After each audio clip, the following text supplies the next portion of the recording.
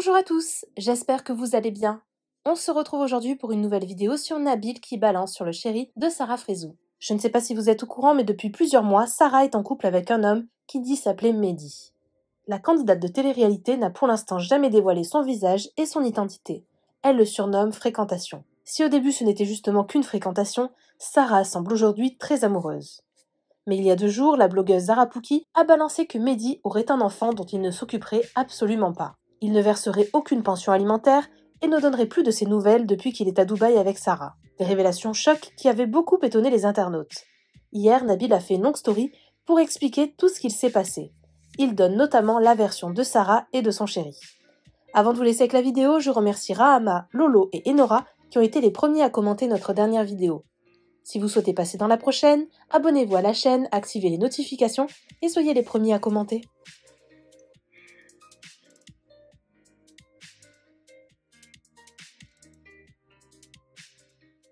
Alors là, je suis mieux. Je me sens plus dans l'ambiance. Du coup, les amis, il y a quelques jours de ça, j'ai été contacté par une dame qui m'a expliqué être l'ex-compagne du mec actuel de Sarah Frézou. Jusque-là, rien d'anormal, bien sûr. Il n'a pas 10 ans, donc bien sûr qu'il a des ex. Il a eu une vie avant Sarah. Elle m'explique que si elle me contacte, c'est pas parce qu'elle veut du buzz ou gratter du buzz sur les côtes de Sarah, qu'elle s'en fout de leur couple, qu'elle leur souhaite tout le bonheur du monde, mais parce que elle est beaucoup peinée d'une situation qu'elle m'a exposée et que je vais vous exposer également. Donc, cette dame m'explique que elle a un enfant avec le mec de Sarah et que ça fait plusieurs mois, ça fait un moment qu'il ne donne plus de nouvelles, il n'a pas vu son fils depuis sa circoncision, et il ne paye pas de pension alimentaire. Et qu'est-ce qu'elle me dit encore? Et pour finir, donc, là, ça devient pressant parce que le petit doit se faire opérer prochainement. Et elle aurait besoin de la signature du père. Donc moi, quand je rentre en contact avec cette dame, elle ne me demande pas de parler sur les réseaux sociaux et de faire une story et de faire du buzz, etc. Elle me dit juste, écoute, je sais que toi, tu peux leur parler. Dis-lui de me signer le papier ou alors de me faire un papier qui dit qu'il renonce à son autorité, à son droit parental. Et au moins, je suis tranquille, j'élève mon fils comme je veux. Mais là, du coup, je suis bloqué, quoi. Alors moi, c'est un secret pour personne. Sarah Frézou, c'est quelqu'un que j'estime énormément dans ce milieu et il n'y en a pas beaucoup que j'estime. Donc si je vous dis ça, croyez-moi, c'est pas pour rien. Les gens que j'estime dans ce milieu, ils se comptent sur les doigts de la main, d'une main. Et Sarah Frézou, elle en fait partie. Aujourd'hui, je suis convaincu à 1 million de pourcents, c'est même pas, enfin, j'ai même pas 1% de doute que c'est une bonne personne. Une vraie bonne personne et elle a un cœur, chez nous on dit qlbaha byad. Son cœur, il est blanc, pour de vrai. Et donc moi, quand elle me dit tout ça, je lui dis d'entrée, je lui dis écoute, moi Sarah c'est mon amie, par contre, je suis ami avec Dia, je suis ami avec Julien Guerrado, ça m'a pas empêché de leur taper dessus sur les réseaux quand il le fallait. Donc c'est mon amie, je vais parler avec elle. S'il s'avère que elle est au courant de tout ça, machin, que son mec il va pas voir son fils, qu'il paye pas de pension, juste signer un papier pour qu'il se fasse opérer, ils le font pas, elle va m'entendre et je vais lui exposer mon point de vue. Je vais clairement lui dire mon point de vue. Et puis pour la connaître un petit peu, je vais pas vous dire c'est ma bête de pote, je la connais par cœur, mais pour la connaître un petit peu, ça fait quand même 2 ans et demi que je la connais. Connaissant la personne, je me dis si elle sait que son mec il a un fils qui lui donne pas de nouvelles, il paye pas de pension, c'est elle qui va lui dire qu'est-ce que tu fais gros, vas-y va voir ton fils. Enfin, de ce que en tout cas je vois de la personnalité de Sarah, je la vois pas réagir autrement. Donc bien entendu avant de contacter Sarah, je lui demande de me prouver tous ses dires. Donc chose qu'elle fait. Elle m'envoie le livret de famille du petit. Elle m'envoie également la décision du juge qui dit que le père a l'autorité parentale et qu'il doit reverser une pension alimentaire de 100 € par mois. Elle m'envoie des photos du petit avec son père. Elle m'envoie également une vidéo où elle montre une photo du père au petit et elle lui dit c'est qui ça? Et lui il lui dit c'est mon père.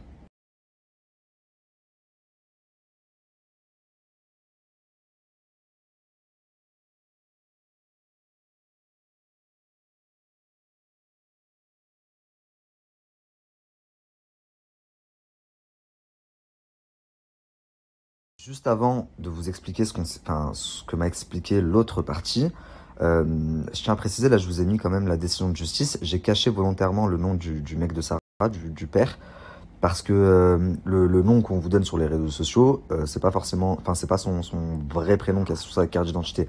Après son vrai prénom, ça regarde personne. Il y a plein de gens sur les réseaux, Mila, Jasmine, machin, qui utilisent des pseudos. Donc à la limite, je peux le comprendre tout à fait. Et donc pour ça, je respecte et j'ai décidé de cacher son vrai nom. Donc maintenant que j'ai tous ces éléments en ma possession, je lui dis, je vais appeler Sarah et connaissant Sarah, t'inquiète pas, déjà je vais te régler le problème. Le papier là pour l'hôpital, ils vont te le signer. Et je vais même essayer de lui toucher un mot pour la pension, parce que c'est vrai que je comprends, tu sais, je me mets à la place de la femme, je me dis, bon, bah, le mec il a tourné la page, c'est normal, c'est son mec, donc il a tourné la page, mais bon, il est à Dubaï, il mène sa best life et tout, nous on est là, on galère avec le petit. Donc je peux comprendre, je vais en toucher un mot à Sarah. Donc j'appelle Sarah, je lui explique tout ça. Donc Sarah me dit qu'elle est au courant que son mec avait un enfant, elle est au courant que son vrai prénom c'est ça, elle me dit, je le sais, j'ai sa carte d'identité dans les mains, elle me dit, tu m'apprends rien du tout. Elle me dit par contre, pour le truc de l'hôpital, on n'était pas au courant. Elle me dit, mais ce qui me fait tilt et ce que je comprends pas, c'est comment son fils il va se faire opérer et elle contacte un blogueur. Pourquoi est-ce qu'elle n'a pas contacté le père et même sans le père, à la limite, elle veut pas parler au père ou le père, soi-disant, il répond pas. Pourquoi elle n'a pas contacté la famille? Puisqu'elle est toujours en très bon terme avec la belle-sœur, avec la famille du mec, quoi. Elle me dit aussi que dès qu'elle a su que son mec avait un enfant, elle lui a dit comment ça, faut que tu prennes compte, faut que tu aies des contacts avec, etc. Et à ce moment-là, il lui a raconté toute l'histoire et du coup, elle a préféré ne plus s'en mêler. Et à ce moment-là, son mec, il prend le téléphone. Donc je parle avec son mec et il m'a également raconté son histoire. Donc, sans forcément rentrer dans les détails, parce que je me doute que pour eux, ça doit pas être facile. Et aujourd'hui, nous, les blogueurs, on a un peu pris le rôle de juge des réseaux sociaux. C'est-à-dire que les gens nous contactent à nous, qu'on essaye de régler les histoires, et je vous expliquerai à la fin. Bon bah là, Zora Pouki en a parlé, mais sinon je l'aurais même pas sorti sur les réseaux sociaux, parce que j'aurais réglé le problème, et voilà. Et comme tant de fois j'ai fait, il y a beaucoup de fois où je règle le problème entre tel influenceur et telle personne, et j'en parle pas sur les réseaux sociaux parce que c'est réglé. Quand j'en parle sur les réseaux sociaux, justement, c'est que soit ça sort par la suite, et du coup j'argumente et je donne la vraie version, ou soit bah il y a pas moyen de s'arranger, et à ce compte-là, oui, j'en parle sur les réseaux sociaux, et pour faire bouger les choses. Donc, son mec m'explique que oui, c'est une fille qu'il a fréquentée, il a un enfant avec elle, elle est venue sur Cannes en vacances et il a passé 2 mois avec elle. Elle est tombée enceinte, étant donné qu'il sortait pas, enfin que c'était pas sa, ils étaient pas en relation, de ce qu'il me dit, c'était pas en relation, c'était pas en couple quoi. Ils ont passé 2 mois ensemble, des vacances sur la côte, et à la fin des 2 mois, il lui annonce qu'elle est enceinte. Donc lui, il lui explique qu'elle peut pas le garder parce qu'ils sont pas en couple, ça fait que 2 mois qu'ils se fréquentent, etc. Et elle lui dit oui, t'as raison et tout, mais par contre, pour avorter, j'ai besoin d'être avec ma grand-mère, je préfère le faire avec ma grand-mère, c'est comme ma mère, etc., etc. Et donc, il me dit, ben, elle est montée chez sa grand-mère, quoi, dans un patelin, soi-disant pour l'avortement. Il me dit, et moi, je l'ai pas revue, il me dit, elle est revenue quelques mois après avec un enfant qui avait 3 mois. Et elle lui a annoncé, bah, c'est ton fils. Donc lui, il me dit, en fait, j'arrive à la gare, je découvre mon fils, il a 3 mois, j'étais même pas au courant qu'il existait, je suis avec ma mère et tout, je leur dis, bah voilà, c'est mon fils. Et je lui dis, ok, très bien, bon bah, du coup, tu te sépares de la mère, il y a quand même une décision de justice, elle me dit que tu payes pas de pension alimentaire. Et là, il me dit, mais frérot, il me dit, voilà, enfin, il me dit, je suis dégoûté de ce que tu es en train de me raconter là. Il me dit, la dernière fois que je suis parti la voir, je lui ai donné 4 000 € en liquide, j'ai acheté pour 3 000 balles de sap au gamin, il me dit, et quand je lui demande de lui faire un virement, là, c'est 100 balles par mois, elle me dit, j'ai pas de RIB. Elle veut du liquide.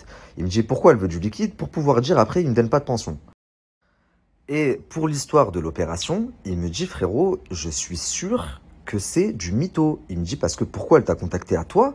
Si vraiment elle avait besoin d'une signature, elle est tout le temps au téléphone avec ma belle-sœur, elle s'entend très bien avec ma belle-sœur, la femme de mon frère, elle est encore en contact avec ma famille, donc pourquoi ne pas leur avoir envoyé un message en leur disant, j'ai besoin de la signature d'un tel. Pourquoi contacter un blogueur si c'est pas pour du buzz, si c'est pas pour...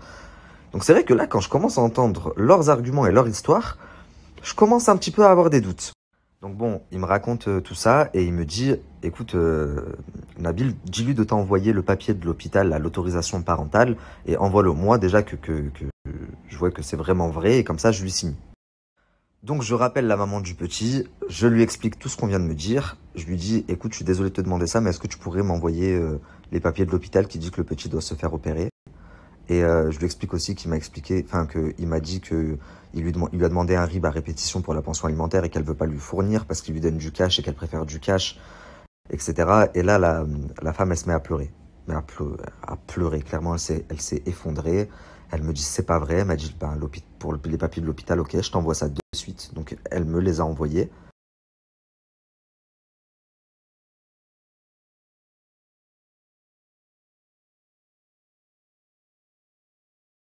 Pareil pour la pension, elle me dit c'est pas vrai. Elle m'a dit s'il m'avait donné 4 000 € en liquide, ben, ça aurait fait la pension de l'année, je lui aurais plus rien demandé. Elle me dit, et là, tu sais quoi, au final, même l'opération, c'est moi qui la paye. Elle m'a dit, je veux même pas de son argent, je veux juste qu'il me signe le papier, machin. Donc je le rappelle, lui encore, il rentre plus dans les détails parce que elle m'explique des choses sur son passé, puis lui, du coup, il m'en explique aussi. Et je comprends qu'en fait, au final, c'est une relation un peu conflictuelle parce qu'il y a eu des trahisons, des problèmes de justice, des délires sans trop rentrer dans le détail. Mais moi, ce qui m'importe le plus à ce moment-là, c'est pas qui a raison, c'est pas est-ce que c'est Sarah et son mec qui a raison, est-ce que c'est la meuf qui a raison. Non, ce qui m'importe en fait, c'est le petit garçon. Je me dis, il a rien demandé à personne, miskin. Et il doit se faire opérer dans pas longtemps. S'il faut un papier, il faut qu'il ait ce papier signé. Et même par rapport à l'argent, c'est quoi 100 € par mois? Si vraiment il les donne pas, enfin, je trouve ça un peu regrettable, quoi. Et donc, c'est ce que je leur dis aussi au téléphone quand je les ai. Je leur dis, moi, ce qui me fait de la peine, je disais, c'est le petit qui empathie, quoi. Et Sarah, elle me donne entièrement raison. Elle me dit, mais t'as complètement raison. Mais le problème, c'est que, enfin, lui et la mère, c'est la guerre. Donc au final, c'est le petit qui empathie. Donc aujourd'hui, la solution, c'est quoi du coup? La solution, ben, lui, il dit, ben, moi, je vais aller voir mon fils et tout, mais j'irai le voir avec un avocat, en gros. J'irai pas le voir que lui et sa mère. C'est pas possible. En plus, elle contacte des blogueurs, t'es pas le seul, elle a contacté un tel, un tel, un tel. Donc qui sait ce qu'elle peut faire? Moi, à la limite, tant que le petit, il voit son père et tout, enfin, c'est même pas mes histoires, en vrai, je m'en fous, c'est juste que le petit, il m'a fait de la peine. Et surtout, c'était l'opération. Et enfin bref, je raccroche avec Sarah et son mec, et il m'envoie un message dans la foulée, et j'en attendais pas moins d'eux, en fait. Et c'est pour ça que j'en ai pas parlé, j'aurais pu en parler il y a déjà plusieurs jours. J'en ai pas parlé parce que pour moi, c'était réglé.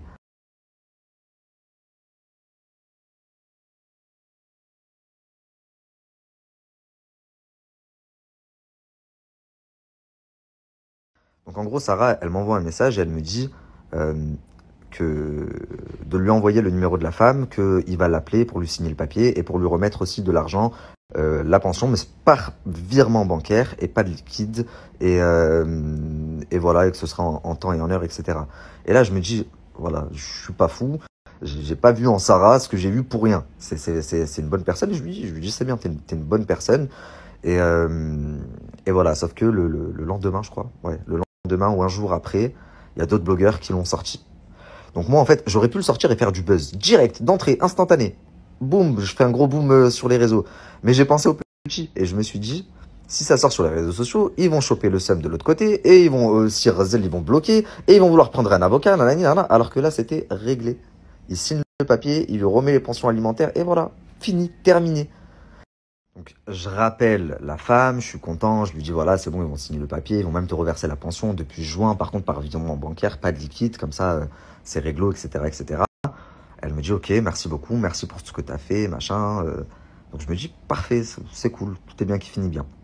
Et quelques jours après, d'autres blogueurs parlent de l'histoire. Donc, même moi, je vous dis, je me suis un peu senti trahi parce que j'ai contacté la femme et je lui ai dit, tu te fous de ma gueule, je t'ai réglé le problème. Et au final, t'es parti quand même parler. Maintenant, Sarah, je la connais, je sais qu'elle va choper le seum, elle va prendre un avocat, machin, alors que c'était réglé. Si toi, ton problème, c'était vraiment le papier de l'hôpital et la pension, je te l'avais réglé. Donc, elle m'explique qu'elle n'a parlé à personne, si ce n'est à une amie à elle, et que ce serait cette amie, enfin cette copine, qui serait partie parler au blogueur, et que elle ne l'aurait jamais fait. Elle me jure sur la vie de son enfant.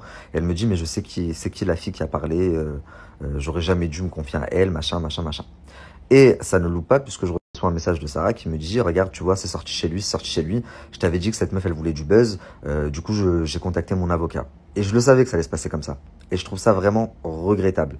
J'explique à Sarah que c'était pas, qu'elle me dit que c'est pas elle, que c'était sa copine, mais Sarah, elle y croit moyennement. Elle me dit comment il y a des photos qui sont sorties du petit et du père.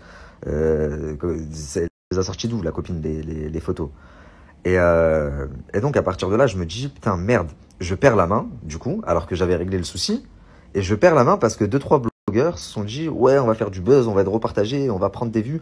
Alors, je peux le comprendre parce que moi aussi, j'étais trop attiré par ça avant, etc. Mais j'invite, et c'est pas une critique à tous les blogueurs là qui regardent ma story, je sais que vous êtes beaucoup, faites pas genre. Réfléchissez aux conséquences que ça peut avoir. Tout buzz n'est pas bon à prendre et je l'ai appris à mes dépens.